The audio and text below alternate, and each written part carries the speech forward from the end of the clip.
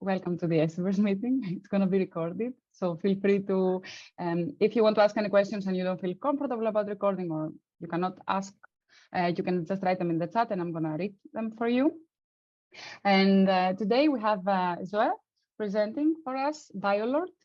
And actually Zoe is it's an amazing name already, the package. I like that all of our packages here in the community, they have fancy names. So Zoe is PhD candidate in Hebrew University. Did I pronounce it correctly? Yeah. Okay, perfect. And under the supervision of Dr. Ninja. I'm sorry. It's, Or Nitan, yeah, Dr. Nitan, yeah. Perfect.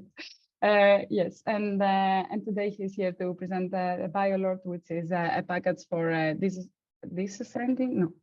creating new attributes, like extracting new attributes for single cells. I read a bit the bioarchive and it's very well written and very nice. And you can also visit. Thank you. No, it's very nice indeed, and it's for extracting new attributes from the single cell data that and dealing with most of the problematic tasks, like the task-specific problems that the other packages have, and generalizing better. So, Joe, please give us the slides, and the floor is yours. Yeah, so I'll share my screen, and you're seeing the presentation, right? Yes, perfect. Okay. So, as Mikhail just introduced, I'm a PhD student working under Dr. Mornitstan, and it's like a great pleasure to be here today and present to you our generative framework for biological representation disentanglement, biolord. This is a joint work with Niv Cohen and Yadid Hoshen from the Vision group at the Hebrew University. And in fact, this was the motivation to this project. So a while back, I was discussing with a friend, and he was speaking about his framework from the field of image analysis to disentangle images. So what is the disentanglement task in images? We would like to find a meaningful representation of the different attributes of the object in the image in order to reconstruct it by manipulating it. So for example, here we have images now, and we can associate each car with an angle, a color, and an identity. And then by learning a disentangled representation of the data, we can create a new car, which is rotated at a different angle. So on the right here, we can see we have ground truth, and we can see different rotations of the car. So what does rotating cells mean? For cells, we don't have images. We obtain our single cell measurements, but we know that this encode the different cellular identities. So for example, we know a cell came from a specific tissue. We may know it may be associated with the age of the sample. We can recover cell type, like we have many cell type annotation tools. We know how to find the cell type identity of the cell, and maybe the cell underwent some perturbations, which we are aware of. Now, what we would like to do is maybe obtain this disentangled representation, knowing what are the how to control the different attributes of the cell, and then we can construct a new unseen cell and observe what would be the measurement of that cell. Okay, so that was the idea of rotating cells and what the motivation for biolord. And briefly saying what biolord will give us this decomposed latent space to the different cell attributes, along with expression prediction given our input. So if this was clear, I will start defining what is the pipeline. And I didn't say in the start, but please stop me with questions. As Mikhail said, I want it to be informal, so I'll de-stress and to make it as clear as possible. So as input to biolord, we will take single cell measurements and known attributes. Those will be labels or features associated with the different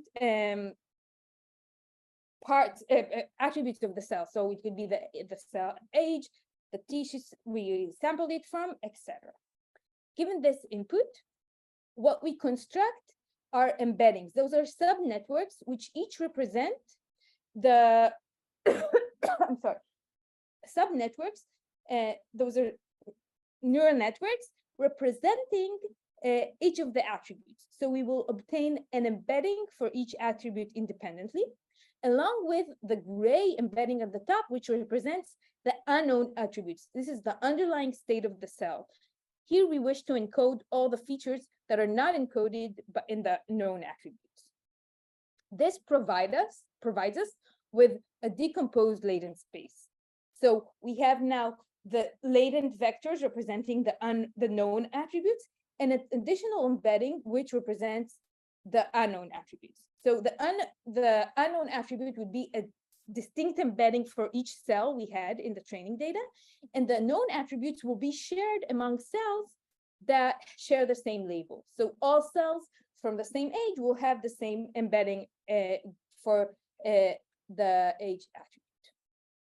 Given the decomposed latent space, we define the generator of the model.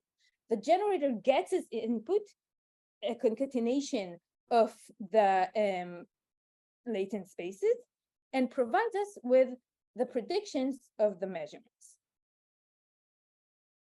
What we're in a generative framework, we need to define a loss which will help us get to this meaningful representation. Our loss is composed of two terms. The first term encourages the accuracy of the prediction. This is the completeness term.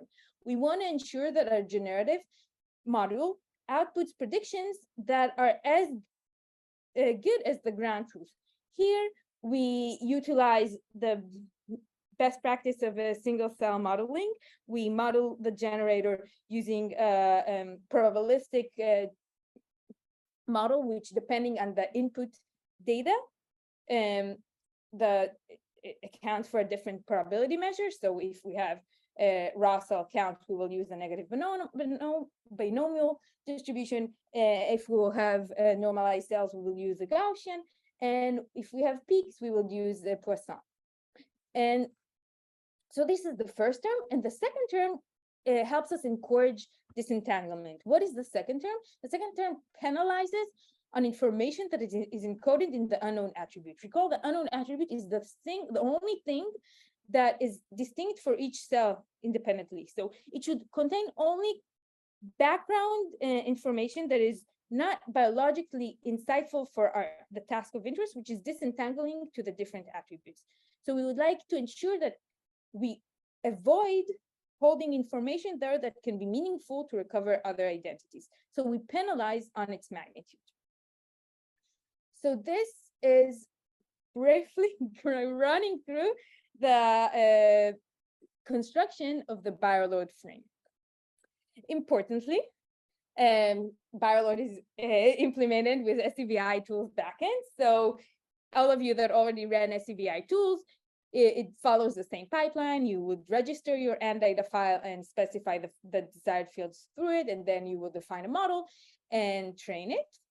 And we try to follow the standards when providing tutorials, and soon we'll have a release which updates according to new SCVI pushes that kind of like change the dependence. So it's really coming up, and all of these backends will be updated. But so this is the backend, and anyone, it's supposed to be very easy to use and very much accommodated with the ecosystem. Now, let's go deeper into why is biolord useful biologically? What are the biolord-enabled downstream analysis? So we categorize this briefly into tasks that are used by the latent space of representation, the decoupled latent space, and tasks that require the generative model, and additionally, tasks which require an extension, biolord classify, which I will shortly present. So starting from the latent space representation, we thought of using a complex data set, the Human Cell Atlas of Fetal chromatin accessibility, where cells were sampled from 89 to 125 days post-conception across 15 different tissues. And here we have chromatin, like peaks measurements for chromatin accessibility. This is to showcase that biolord is omics supported. It is not restricted to single cell RNA-seq. And looking here, while we all love staring at UMaps, it's not clear what are the exact relationships between the different cellular identities, the age, the tissue, the cell type. And we thought that maybe by using biolord, we can expose some underlying structures. So it's still going to be a UMap, but here each dot is concentrated into the age, the tissue, and the cell type. So these are concentrated, the latent embeddings of concatenated, and we can see interesting phenomena. Here, first, we see that generally this latent space is clustered according to tissue. So looking here at the center, I don't know if you could see my mice, but looking here, we can see that generally we have clustering according to the tissue. Within each tissue, we see a clear gradient according to the age, and clustering according to cell type. For each tissue, we represent only cell types which occur in it. So we don't have the whole combinatorial of unfeasible states which are unreasonable biologically. And we see here, there's a slight disclaimer. There's this blob here, this blue blob, which popped to our eyes. These are vascular endothelial cells. And interestingly, they clustered together, and they are present across diverse tissues, but here in this representation, they collapsed and their signal was stronger. This is something that was related to in the original manuscript. However, there they struggled identifying motifs or peaks that are strongly associated with vascular endothelial cells. And here we directly recovered them, and further looking at what are the peaks that are associated with them and performing enrichment analysis, we found processes that are associated with endothelial programs. And so it was really exciting to see that we were capable to extract this signal and to also recover something that is meaningful, identify what are the peaks that are associated with this vascular endothelial cells. The next mechanism which we utilize is the counterfactual predictions concept. What is this concept? The concept allows us to ask what would be the expression of this cell if I'm modifying its underlying state. So assuming I have reference cells, these could be control cells in a perturbation experiment, or this could be just any set of cells. And now I ask, what happens if I add a drug to them? What happens if I change their age? What would be the expression? So in biolord, it's very trivial to do that. We just input the cells and modify the attributes. We pass them through the network and we get our counterfactual predictions. The concept of counterfactual predictions have been explored already in the field of perturbation tasks. And one amazing example is CAMCPA by Leon Hetzel from Theis lab. And he proposed also a generative framework which is chemically informed regarding the perturbations. We followed his evaluation approach, which is suggested leaving out 9 unseen compounds and then checking what is the accuracy in our predictions over these unseen compounds and evaluating the R-squared score with respect to our predictions. We are capable to outperform CAMCPA, and we also could look at this latent space representation of the compounds and see that we got clustering according to known pathways that are associated with the drugs. So we are capable to kind of like learn an underlying structure of this perturbation space. So I want to emphasize here that while we present this example, biolord is not intended to compete generally as a perturbation specific framework. We showcase that it can be applied to this setting, and we also now we're also able to apply it to genetic perturbations. But what's nice about biolord, it's generalizable setup, which does not necessarily require prior knowledge regarding perturbations, pre-training networks to chemical compounds, is meant to be more generic and expose this underlying structure with respect to attributes in your data. With that, we add to biolord the classification model. What does that mean? we say, what happens if I have a set of a data set, but I have partial labeling? For example, only for cells at the later time point, I know to associate them with a specific cell state. Can I still apply biolord to this data? And can I in fact use biolord to reclassify the remaining cells in the data? So how is this process done in practice? We add classifiers which are trained jointly. We use the classifiers, we train the classifiers over the known labels, and we use the output of the classifier as input to our embedding module for cells with unseen states. Now our loss function remains the same, and we add a classification loss, which would be namely just the accuracy of classification of our classifiers for each attribute. What does this allow us? We studied this over the amazing data set by Amichai Friat from Shalevitz-Kubit's lab, where they studied Plasmodium infection in liver hepatocytes. And what they did, they injected the Plasmodium infection, and they sampled cells over subsequent time points. And they were able to classify the status as infected and uninfected. And they were also able to identify a specific state they termed abortive, because what they saw this kind of like explosion within the cell, as you can see here, when they looked at the visual images of the cells. But they were able to obtain this classification only for the latest time point, 36 hours post-infection. And speaking to that, so we had this UMAP of all the cells, and we had a classification for a subset. But speaking to the author, he said, I know they exist at earlier time points because I observed this state when I was doing microscopy and looking at cells at earlier time points, but over the single cell data, I wasn't able to recover some significant signal identifying the abortive state to reclassify over earlier time points. We applied biolord as using the classification mechanism, and we were able to extend the annotation.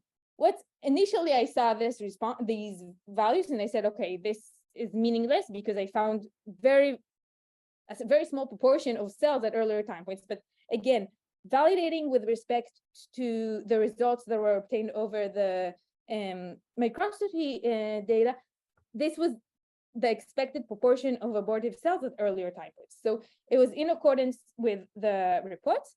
Also, we saw that our reports for earlier time points follow the reports on the latest time points with respect to attributes that the model did not see. What does that mean? In the original experiment, along with the RNA-seq of the hepatocyte, we have counts from the parasite. This is information that was not included into the biolord model, but we see that trends that were captured in it were captured over earlier time points. So we see that we indeed were able to kind of like transfer, accurately classify the cells, and such that they capture properties that represent abortive cells at the known time point. So this was like a validation, and interestingly, we could also kind of like identify trends. We can see some sort of a trend from earlier to later time point that can now be further analyzed. So it's really exciting to have biolord as part of the scverse ecosystem, and so we can be found there. We can be installed using PEEP, and I invite everyone to read the manuscript and the preprint. And with that, I would like to also acknowledge my advisor, the biolord team, and Amichai Friat, which helped with the analysis of the Plasmodium data. Yep. Thank you so much. Wait, I'm gonna put, as always, the clap. Please put the clap. It was great. You're a very good presenter, I must say. I enjoyed it a lot. So are there any questions already? So either raise a hand or just write on the chat, because I have some. I can start. I don't see anyone. So, okay. I can start still, it's fine, and then it's good. So I have, the first question that I have is, so in your framework, I got a bit confused with the classifiers. So you use, in any case, the latent space, right? Even before training. Yeah, exactly. So yeah, so the training is a single loop. It's true. And actually, there is one thing that in terms of like warm-up, so I thought of adding this concept of having a warm-up loop, which only trains the classifiers using the labels. But then it's a bit cumbersome to define this kind of like null concept of null labels. And we found that we managed to converge quickly to accurate classification. So it was a thought that initially we were concerned with, that we are starting and we can confuse the generator module in that sense, but we found that in practice it wasn't required to add this modification. Okay, thank you. Gregor? This condensed UMAP plot that you were showing, I didn't quite get what a dot in this case represents. Yeah, okay, so a dot is a triplet. It represents, it's a concatenation of the latent embedding. So we take a specific age, a specific tissue embedding, and a specific cell type embedding. And then that is what you see here. And yeah, if that makes more sense. And importantly, it's just, we don't, while for some cell types, you could assume that maybe they were not captured over this tissue, but they could be, because generally, in the publication, they classified 54 cell types. You do not expect that all 54, like, that all 54 won't be present in the tissue. So we didn't push it to say, let's make predictions over completely bizarre states. So we restricted to the couplings that exist in the original data. Just to clarify one more time, you're saying that these plots were like generated from the so this space? Is from the latent. Yeah, you got stuck for a second, and now my presentation froze also. I'm stuck. What do you see? Okay. We can see also the you are moving the slides, right? Yeah. So now we are in the slide with the framework and the loss function. Yeah. So it's taking the embeddings and then using them as inputs to a UMAP. It's just also something that in previous presentations I found important to emphasize, that within each embedding space, we do not assume that features, sometimes from the image and kind of like standard disentanglement, sometimes people like to show these kind of like that they know that this feature controls this attribute within the embedding. So here, this is not the concept. The concept is the different latent embeddings capture different attributes. I'm sorry, I just confused you with unnecessary information. I think that makes sense. I did have a different question though, which was, how do you deal or have you run into things like cases where you're overdetermined, where you have this many variables, and can you deal with that in any different way, considering you have like so many more parameters than you would with like a linear model? What do you mean overdetermined? Like if you have a cell type that only shows up with a particular age. Oh, so this is a general problem, I guess, in general, not even kind of like causality or dependence between features, which is something that is like an underlying problem of machine learning, I would say. And we don't have a way to specifically tackle that. And that is why, as I said, for example, I don't want to try to make predictions over cells and tissues that I haven't seen, just because it makes no sense to that. I don't want to claim that we extend to that regime. So it's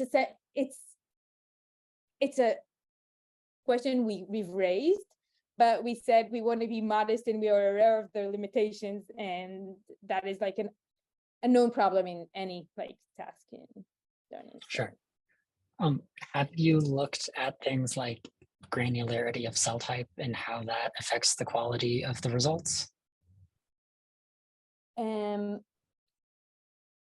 Not directly, but yes, in a sense, we did have examples, for example, for age, where different groupings of the age type. So not necessarily with respect to cell types, but it could, okay, generally speaking, you could train a different here, like there's a whole concept also of hyperparameters, right? I could train, I'm not assured that training with different hyperparameters won't induce a different latent space.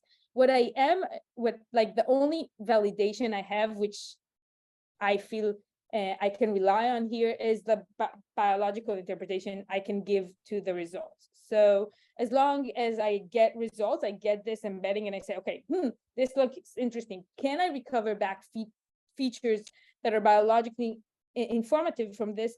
That's when I say, okay, this is a valid representation. So playing around, I did encounter settings where I wasn't certain with the visualization. Then I think this is the real sanity check we have in biology, not necessarily the metrics of generative accuracy, because our models we're going to predict the counts numbers. Like it's not such a hard task to create a model that creates accurate generative results, but to see whether you can extract biological, well, this is all recorded. It's super hard. It's super non-trivial. No, but you understand what I'm saying. I think that You understand I think that makes sense. You understand that is I think, for us the sanity check. Yeah. I think there was also a question in the chat. Yeah. About do you want to read it out? Yeah, just read it. Yes. So should I also read it just in case? Like the question is, great presentation. Can you use combined RNA and protein like site-seq data in biolord classifier? So just I'll answer this in two parts. You can use combined measurements or like multi-omics in biolord. You can do that.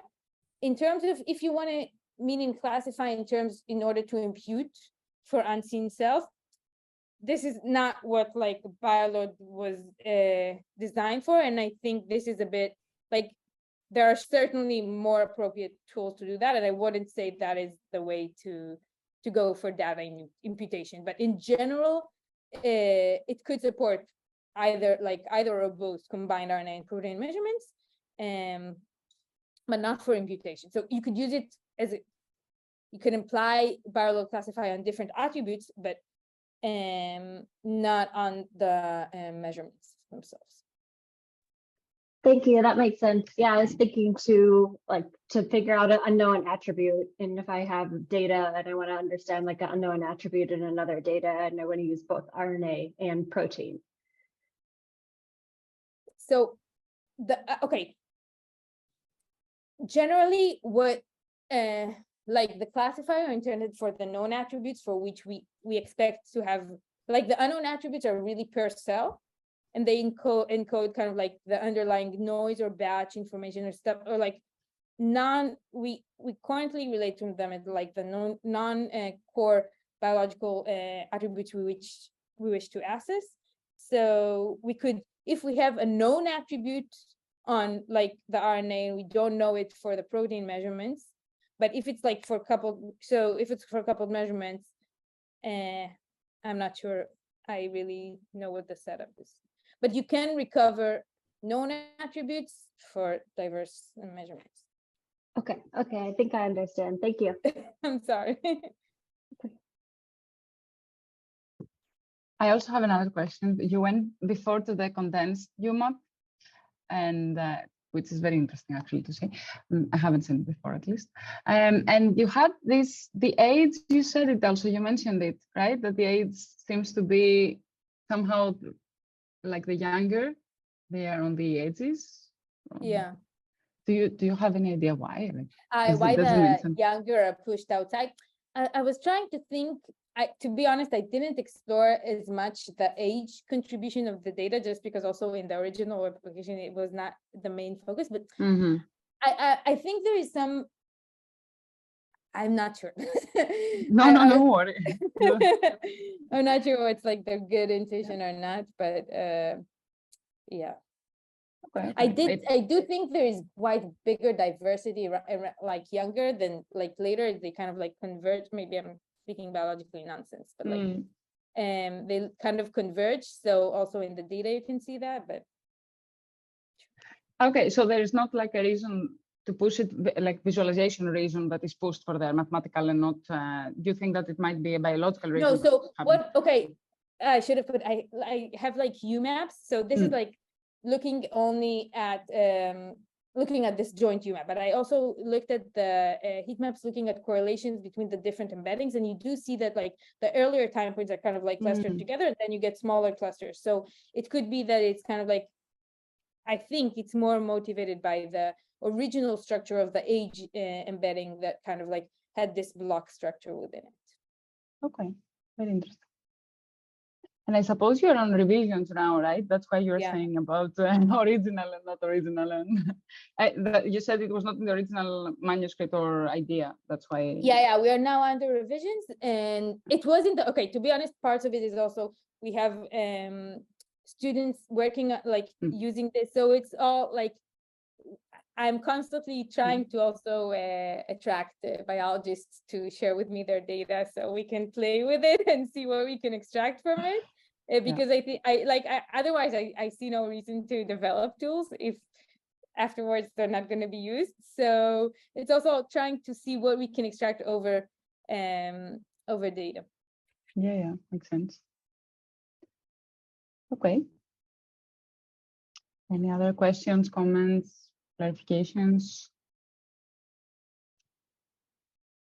I'll just thank again my co-authors and colleagues, and thank you for having me here. No, thank you so much for joining. It was a great presentation once again, and explaining. Thank you for explaining in details everything in the questions. And I think we can, we can stop recording, and unless there is something.